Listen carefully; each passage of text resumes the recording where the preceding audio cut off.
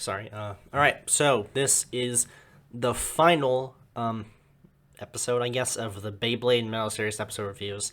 I'm sorry that it has to end now, especially since it was a pretty recent series that I made, but like the Metal Saga doesn't really have a whole lot to offer, and I don't want to talk about Shogun Steel and continue it like that. And to be fair, there's not really a whole lot of like special like standout episodes from it that I actually wholeheartedly enjoy. There's not like a lot. All the ones I've talked about so far and this one are like ones that I actually thoroughly enjoy. Everything else is just kind of like average. It's just kind of like I like them all equally, like. Anyway, let's get into it. So, the unseen opponent is the climactic episode Metal Fury's Baster Island arc, which was similar to the survival battle arc in Metal Fusion. This was a tournament where Masamune tried to prove that he was like a legendary blader, even though he wasn't.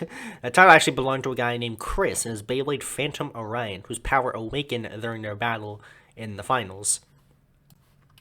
Definitely the best part about this episode is Masamune and Chris's battle. Masamune is all like, confident and like he has like the biggest pants in the world and like he's all just like hot. He's just like he's a total hot shot. I'm a legendary blader. I'm gonna make it to the top.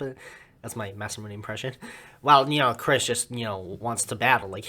Like before that we get like a montage of like Chris just basically just like assassinating other bladers, just like straight making his way to the top of the island, just like mowing down opponents, like takes them down on the bridge, takes them down on the coastline, takes them down as they climb up a hill. It's crazy. It even takes out Zio and Toby, so like this guy's a threat.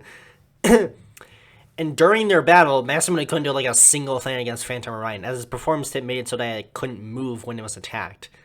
To be fair, that it kind of works in real life, but yet if you have a strong enough attack type abilities, you can knock it out. So the anime lied to us, just like they do with all special. You can't do a Star Blast attack in real life. They lied to us. How dare they? Masamune tried so hard to defeat Chris, but in the end, it didn't matter. Chris was actually the legendary blader, and Masamune just wasn't. He's inferior. He's trash. No, I'm kidding. So yeah, towards the end of the battle, Chris then gets like a surge of power near the end, and like calls on a new special move, or like his only special move, Banad's Loop, which instantly decimates like Masamune's Blitz Striker, giving him the win. I know people are pretty divided on Chris, but I kind of like him. I think his Beyblade is cool, and his backstory is kind of sad.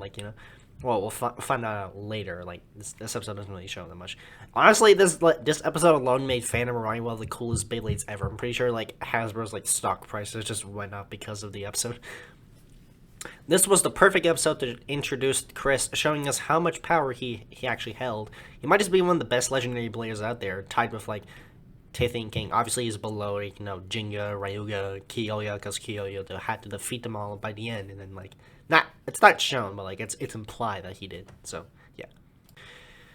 And I don't really have any complaints with this episode. It's a very solid episode and introduction to Chris. So yeah, that was my review of The Unseen Opponent. Sorry for the short video. I forgot to write the script for this episode until I eventually realized that it was today.